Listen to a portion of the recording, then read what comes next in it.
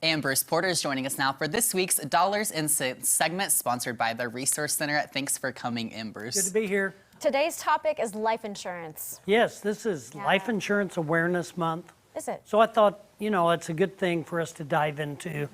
There's some pros and cons that I think we have to consider.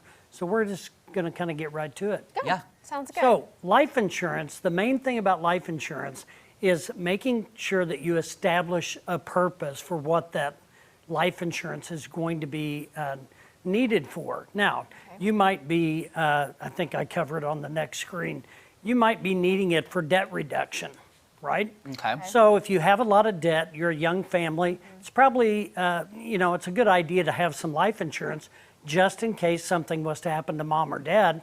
You could, maybe pay the mortgage off, cover any debts that are outstanding, things like that. Does most debt transfer to other generations? Yes, it can. And so, what you want to do is not leave your surviving spouse, straddled with a mortgage, student loans, anything that's going to cause a financial heartache. Income replacement, that's another good purpose for life insurance. There is a value that we can establish for a stay-at-home mom. There's also a value for dad, the traditional family. And so when you're looking at what if something was to happen to your mom, right?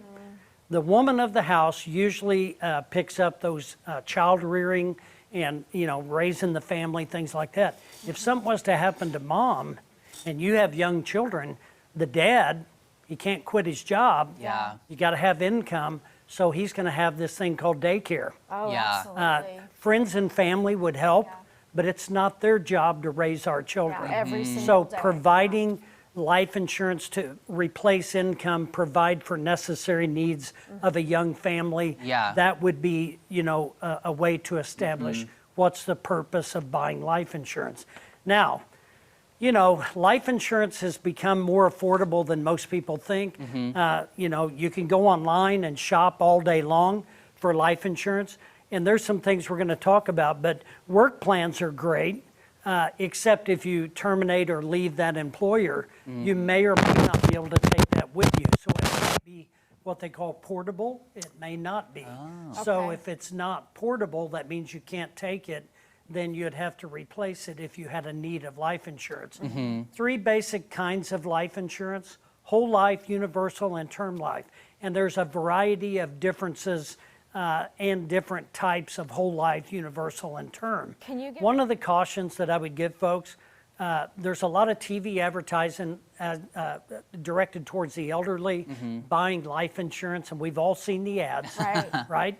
What they do, they peddle units. And so I would caution you on buying units. So if a unit is $1,000 and it's $10 a month, that's fairly expensive life insurance. Yeah. And so you would need several units to accomplish what you want. But that's why you're here, is to help us out. You're the expert. So right. come to Bruce with any questions. You can visit his website, resourcecenterinc.com, or give him a call at 417-882-1800. Thanks, Bruce. Good to see you. Thank you. All right, coming up, learn about the upcoming PBR Thunder Days. More on that when we return.